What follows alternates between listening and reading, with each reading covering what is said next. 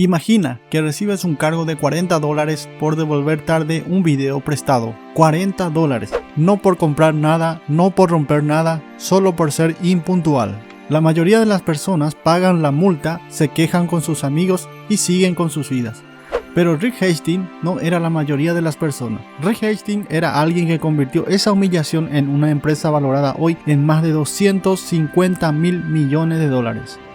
Esto no es la historia de una app, no es la historia de un algoritmo, es la historia de cómo una idea nacida de la vergüenza y la frustración destruyó una industria entera, cambió para siempre la forma en la que el mundo consume entretenimiento y puso de rodillas a los gigantes más poderosos de Hollywood. Esto es Netflix y su historia es mucho más oscura, mucho más arriesgada y mucho más fascinante de lo que jamás te contaron. Porque detrás de esa pantalla roja que enciendes cada noche hay décadas de decisiones brutales, apuestas imposibles, traiciones corporativas y momentos en los que todo estuvo a punto de desaparecer para siempre.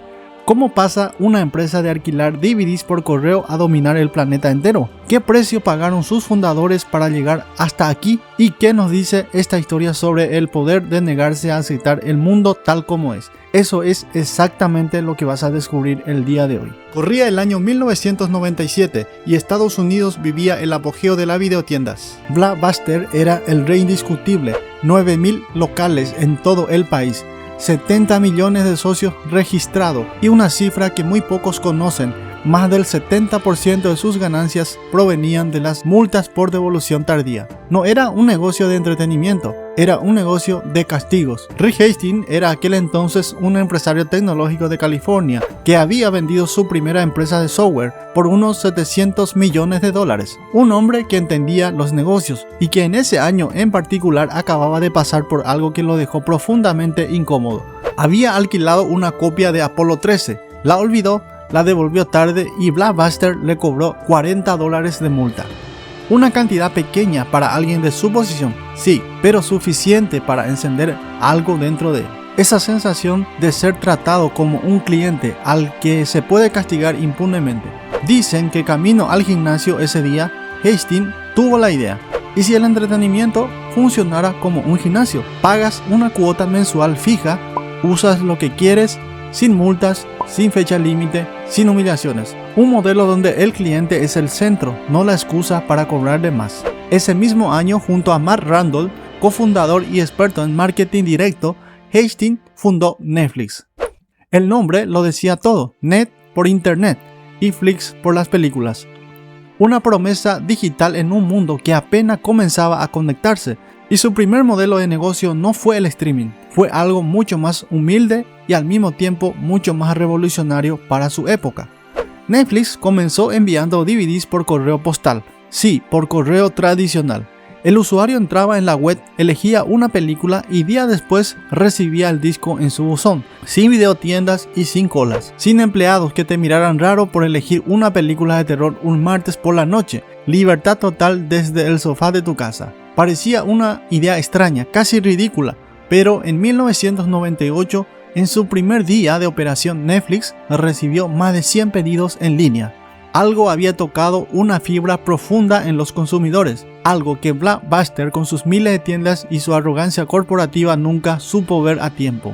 Para el año 2000, Netflix tenía un problema, un enorme problema. La empresa estaba perdiendo dinero a una velocidad alarmante. La burbuja de la .com había estallado. Los inversores huían de todo lo que le oliera a internet y Netflix, con apenas 3 años de vida, cargaba con miles de dólares en pérdidas y un futuro completamente incierto. Fue entonces cuando Rick Hastings hizo algo que hoy, visto en retrospectiva, parece una mezcla de valentía extrema y una locura absoluta. Viajó a Dallas, Texas, a las oficinas centrales de Blockbuster y les ofreció venderle Netflix por solamente $50 millones. 50 millones. Hoy eso equivale a menos del 2% de lo que vale Netflix. La reunión ocurrió, los ejecutivos de Blockbuster escucharon la propuesta y después de deliberar la rechazaron. Uno de los directivos, según cuentan testigos presentes, calificó la propuesta de Netflix como algo trivial, casi como una broma de mal gusto viniendo de una empresa tan pequeña. Esa decisión pasaría a la historia como uno de los errores corporativos más costosos de todos los tiempos. Blockbuster no solo rechazó una oportunidad, rechazó el futuro. Y mientras sus ejecutivos reían, Rick Hastings volvió a California con algo más valioso que el dinero, la certeza absoluta de que tendría que construir el futuro sin ellos. Lo que siguió fue una carrera contra el tiempo. Netflix introdujo en 2000 su modelo de suscripción mensual, el mismo concepto que Hastings había imaginado el día de la multa, $1 fijo al mes, sin fecha de devolución, sin cargos adicionales, y el mercado respondió con una fuerza que nadie había anticipado. Los suscriptores comenzaron a crecer de forma exponencial. Blockbuster, tarde y torpemente, intentó reaccionar. Lanzó su propio servicio de alquiler por correo en 2004, pero el daño ya estaba hecho.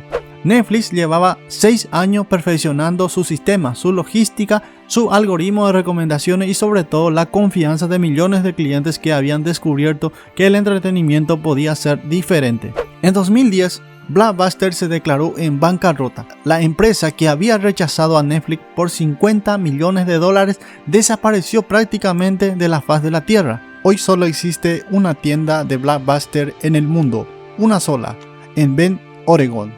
Un museo de la arrogancia corporativa que la gente visita como si fuera una reliquia de otra civilización.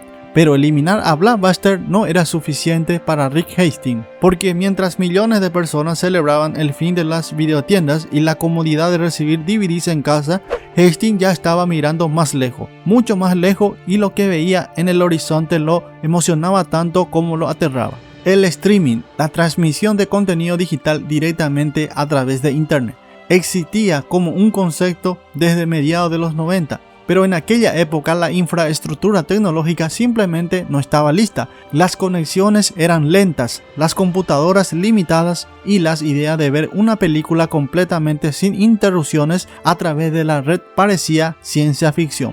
En 2007 todo cambió. Netflix lanzó su servicio de streaming, sin descargas, sin espera, sin buzón. Simplemente presionas el play y la película comienza.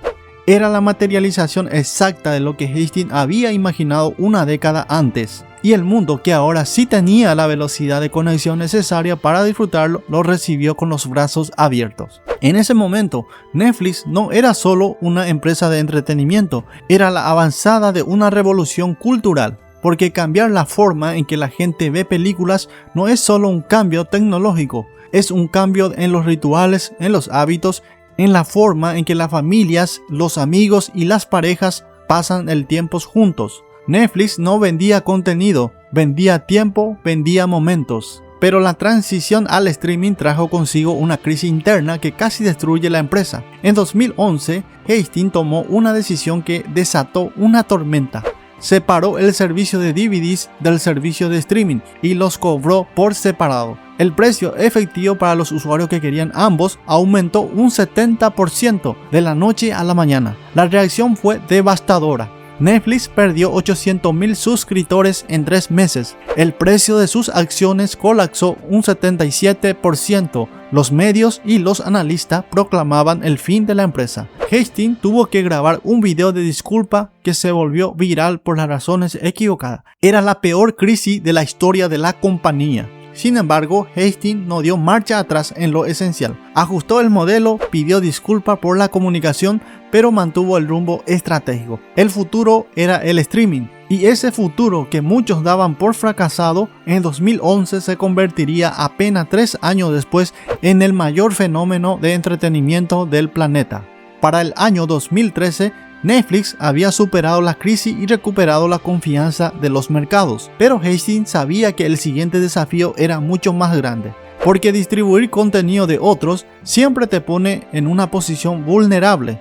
Dependes de los estudios, dependes de los contratos, dependes de que alguien más quiera seguir jugando contigo. La solución era audaz, casi impensable para una empresa que había comenzado enviando discos de plástico por correo. Netflix decidiría hacer sus propias películas y series, competir directamente con Hollywood, no como distribuidor, como estudio, como creador, como el lugar donde los mejores talentos del mundo querrían trabajar.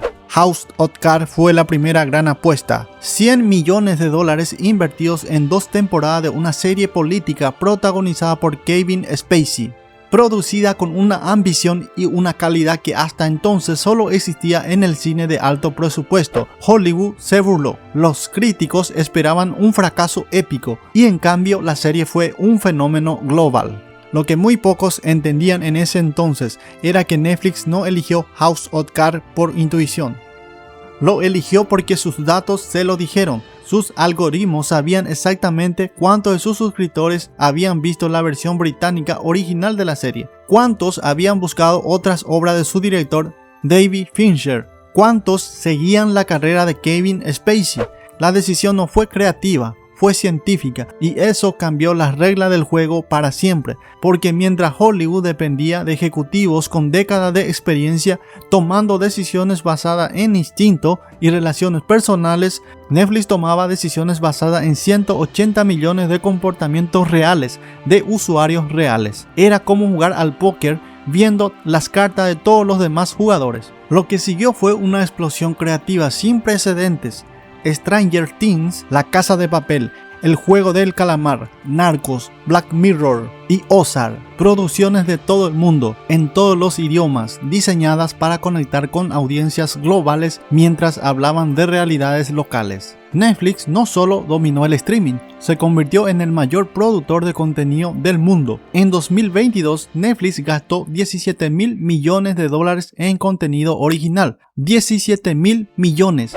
Más que cualquier estudio de Hollywood, más que la mayoría de los países del mundo que invierten en cultura. Una cifra que hace apenas 20 años habría parecido una distopía de ciencia ficción, no la estrategia de negocio de una empresa que comenzó enviando DVDs por correo postal. Pero toda historia de éxito tiene su reverso, y la de Netflix no es una excepción. Porque gobernar un imperio siempre es más difícil que construirlo, y los mismos competidores a los que Netflix desafió y venció aprendieron la lección y regresaron con fuerza renovada y recursos infinitos. Disney Plus, HBO Max, Amazon Prime y Apple TV. De repente, Netflix ya no era el único jugador en la mesa, era el veterano que había enseñado a todos cómo se jugaba. Y ahora todos querían quitarle el trono. En 2022, Netflix reportó su primera pérdida de suscriptores en más de una década. 200.000 usuarios menos en un solo trimestre. Las acciones cayeron un 35% en un día. La respuesta de la empresa fue característica: adaptarse rápido y sin miedo. Introdujeron un plan con publicidad a menor precio. Pusieron fin al uso compartido de contraseñas entre hogares distintos, algo que durante años había tolerado y que en realidad afectaba a 100 millones de usuarios. Y volvieron a crecer, volvieron a estabilizarse y volvieron a liderar. Porque esa es quizás la lección más importante y profunda de la historia de Netflix. No es que nunca caen, es que cuando caen saben cómo levantarse. Desde la crisis de los DVDs hasta el colapso de las acciones en 2011, desde la pérdida de suscriptores en 2022 hasta el regreso al liderazgo, Netflix ha demostrado repetidamente que las empresas que sobreviven no son las que nunca cometen errores, son las que aprenden de ellos más rápidos que sus competidores. Una apuesta imposible sobre el futuro del entretenimiento. Eso es todo lo que necesitó para construir uno de los imperios más influyentes de la historia moderna. Y la historia de Reed Hastings nos recuerda algo que vale la pena repetir en voz alta. A veces la mayor palanca de cambio en el mundo no es el dinero, la tecnología ni los contactos. Es la capacidad de sentirse profundamente incómodo con las cosas tal como son y negarse, simplemente negarse a aceptarlas. Si te gustó esta historia, suscríbete a nuestro canal porque cada semana te traemos historias realmente impactantes. Te dejo en pantalla la historia de McDonald's, cómo dos hermanos inventaron la comida rápida y un vendedor de batidoras le robó el negocio para construir el imperio más grande de la historia.